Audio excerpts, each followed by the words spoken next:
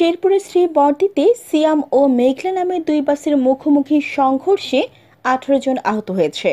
বুধবার সকালে উপজেলার শেখদি মোড়ে এই দুর্ঘটনা ঘটে।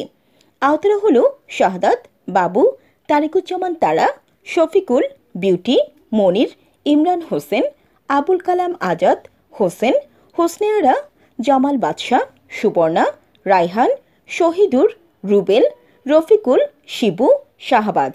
প্রত্যক্ষদর্শীরা জানায়, সকালে ঢাকা থেকে ছেড়ে আসা বকশীগঞ্জ সানন্দবাড়িগামী মেঘলা পরিবহন ও রৌমারী থেকে ঢাকার উদ্দেশ্যে ছেড়ে যাওয়া সিয়াম পরিবহন বাস দুটি শেখদি মোড়ে মুখোমুখি সংঘর্ষ হয়। এতে 18 জন আহত হয়। দুর্ঘটনার পরপরই বাস দুটির চালক পালিয়ে যায়।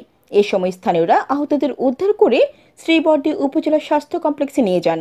আহতদের মধ্যে শফিকুলকে শ্রীবরদী উপজেলা স্বাস্থ্য কমপ্লেক্স ও মনিরকে শেরপুর সদর হাসপাতালে ভর্তি করা হয়েছে। উপজেলা স্বাস্থ্য কমপ্লেক্সের আবাসিক মেডিকেল অফিসার ডাক্তার অমিয় জ্যোতি বিষয়টি নিশ্চিত করেছেন। জান্নাতুল আফসানা, চ্যানেল বাংলা।